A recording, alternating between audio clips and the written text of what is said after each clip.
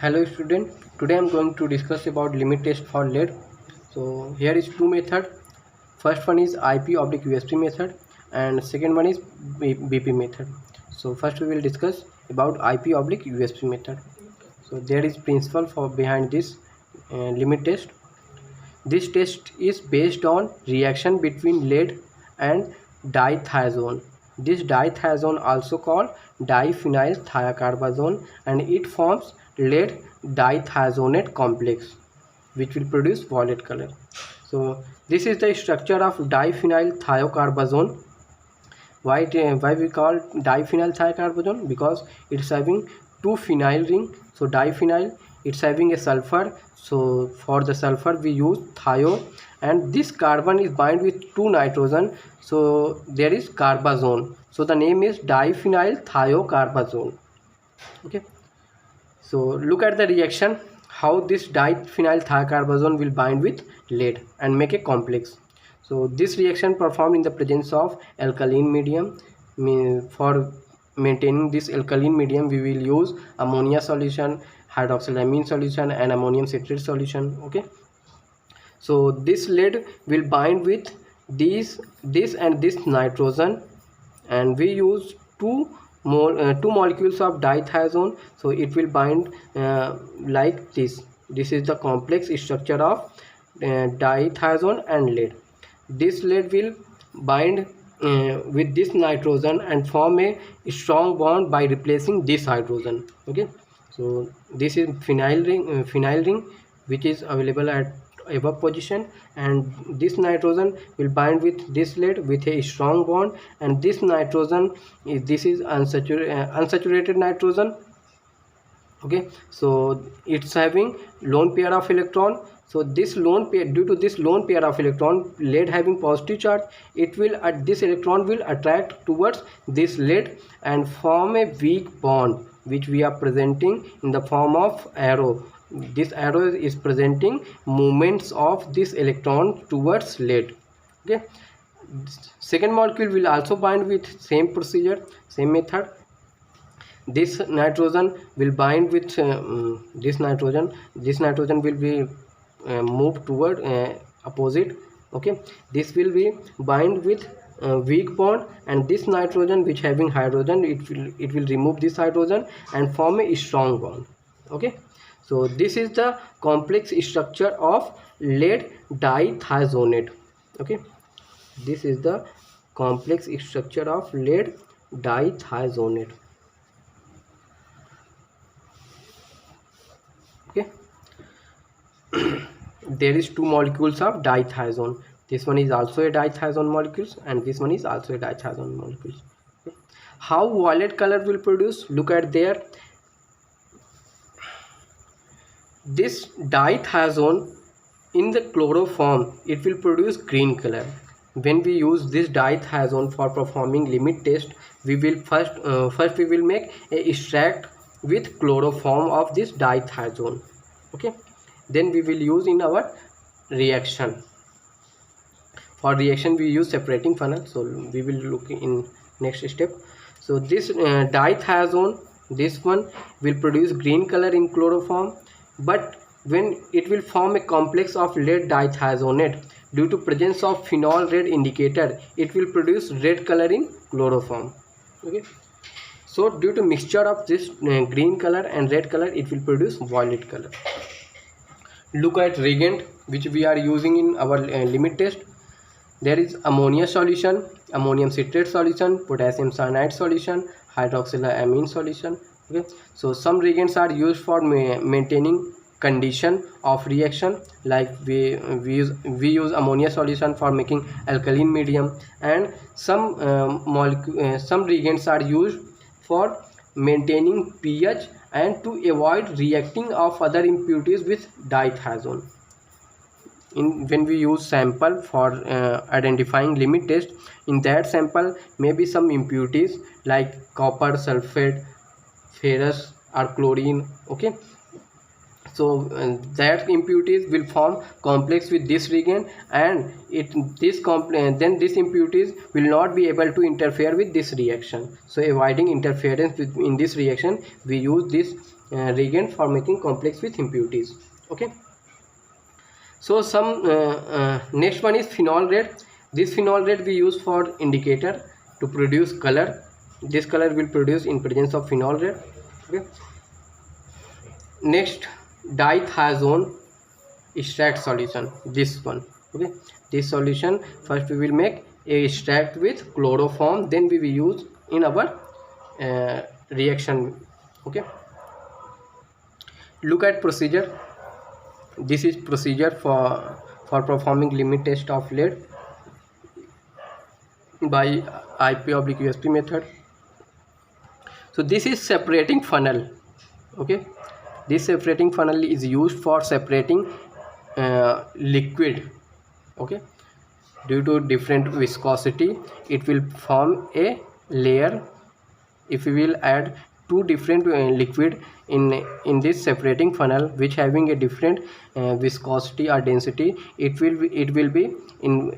will form a layer between this liquid. Okay, so for separating we use this lid, and when we open this lid, it will drain from this hole, and when this liquid, this layer will be finished, we stop this, and it will be separated from this liquid. Okay, so next what procedure we use? First we will add first we will add sample to separating funnel. First we will add sample in this separating funnel, then we will add 6 ml ammonium citrate solution in this separating funnel. Okay, after this we will add 2 ml hydroxylamine hydrochloride solution, then we will add hydroxylamine hydrochloride solution. Then next one is add 2 drops of phenol red indicator. Okay, after adding this reagent, we will add phenol red indicator. Okay, which will produce red color. When it will produce red color, when we will add ammonia solution, we will when it will be alkaline. Okay, when we will add ammonia solution in this mixture, it will produce red color due to alkaline condition. Okay, because we have already added phenol red, then this phenol red will produce in the presence of basic medium, basic pH, it will produce red color. Okay, next step, we will add 2 ml potassium cyanide solution, then we will add potassium cyanide solution. This potassium cyanide will react with impurities and form a complex which will avoid interference with dithiazone and lead reaction.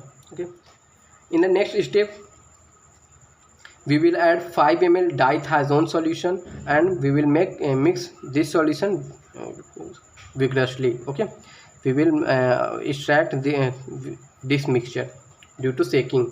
Okay, this 5 ml dithiazone solution having chloroform. I have already told that this dithiazone is used with the chloroform extract. Okay, so when we will add this dithiazone, here will be 2 layers.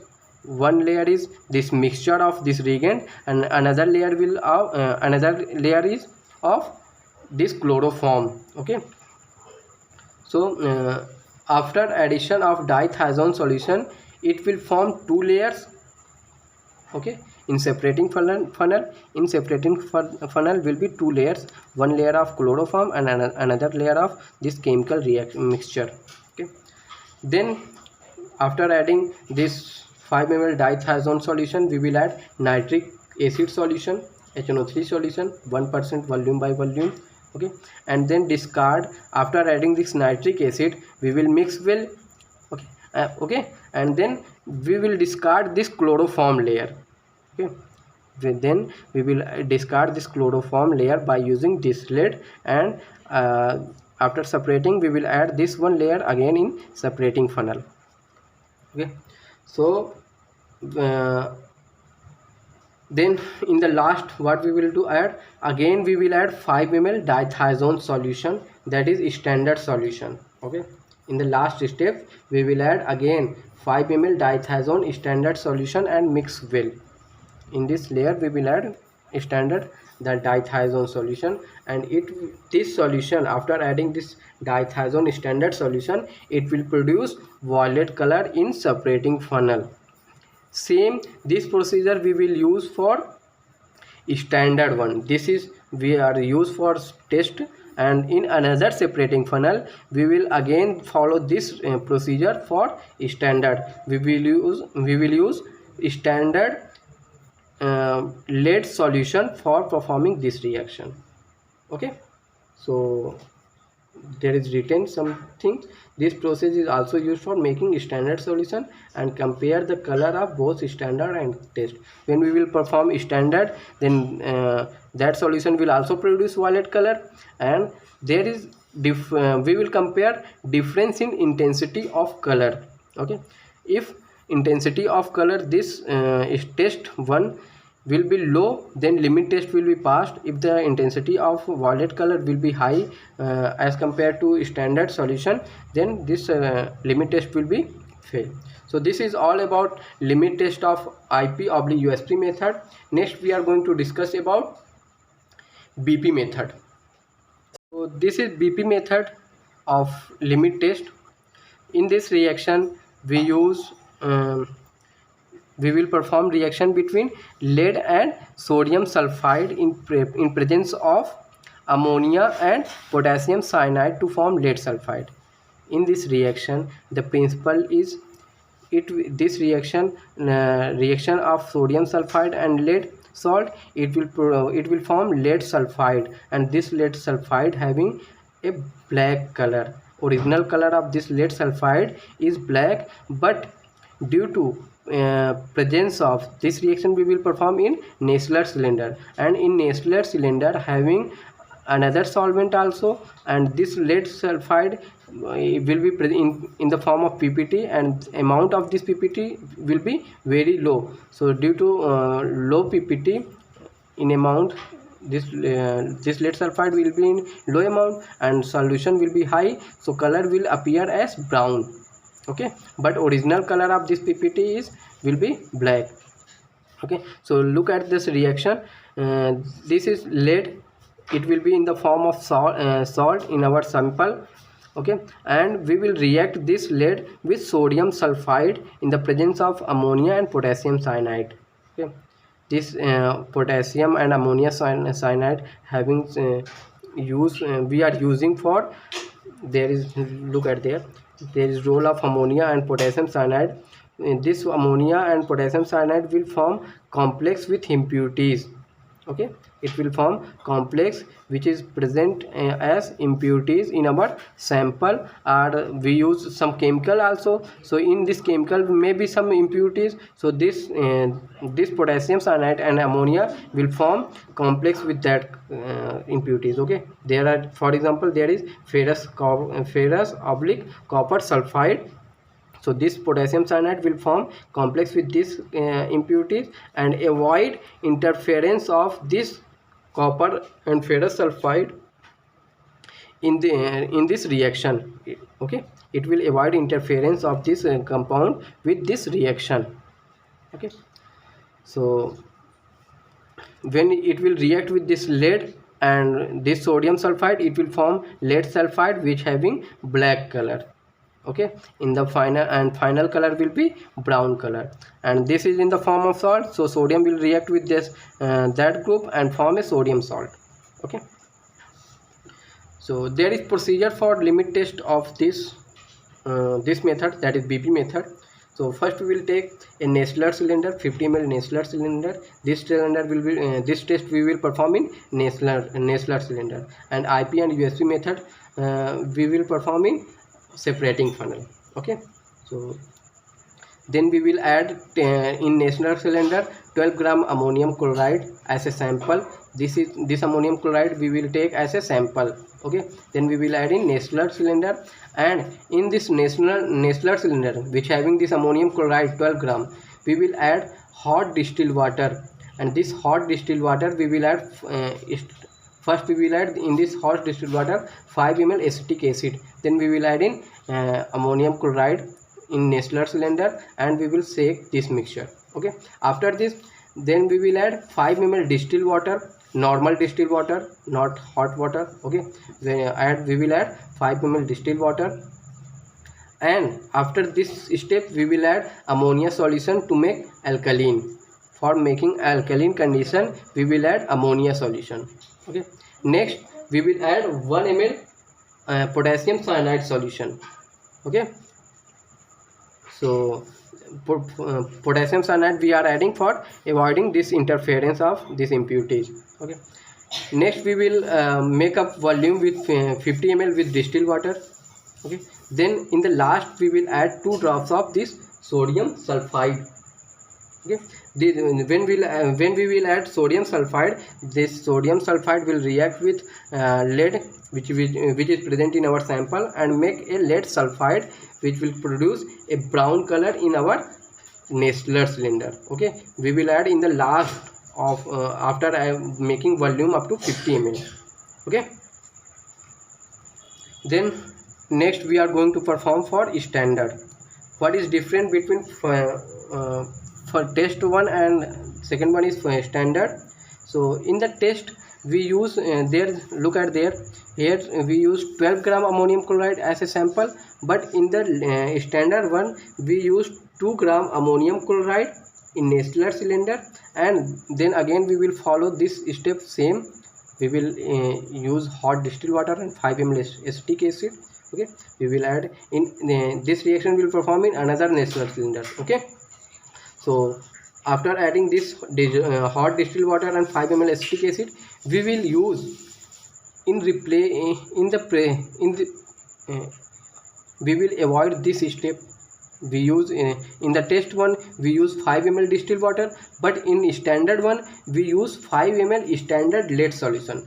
Okay, we will not use this step for the standard one. Okay, look at there, add 5 ml dilute lead solution. Okay, we will add 5 ml dilute lead solution, then we will follow same step again. Okay, in replace of this 5 ml distilled water we will replace with 5 ml standard lead solution, dilute lead solution. Okay, then this step will be same. We will add 1 ml first we will add alkaline ammonia solution to make alkaline condition, then we will add 1 ml potassium cyanide solution, then make up the volume 50 ml with distilled water, and after this making volume up to 50 ml we will add 2 drops of sodium sulfide which will react with this lead solution and form lead sulfide. Okay, which will produce brown color in Nestler cylinder. Okay, and the original color of lead sulfide is black, but due to presence of large amount of solution in Nestler cylinder it will appear as brown color. Okay, so in the last we will compare standard solution and test solution. Okay, this brown color we will compare this brown color intensity. Test one having we have 2 Nestler cylinder. Okay, this is Nestler cylinder, this is test 1. Okay, and this is for standard one. Okay, this is test solution and this is standard solution. Okay, there is it having its own intensity of color. Okay, brown color, and it's also having brown color. We will compare the color of this intensity of color of between this test and standard. If this test one having low intensity as compared to this standard one, then limit test will be pass. Okay, if intensity is low then limit test is pass. If intensity is high then limit test is fail. Okay, so this is all about limit test for lead. First we have discussed about IP/USB method, and this one is BP method. Okay, so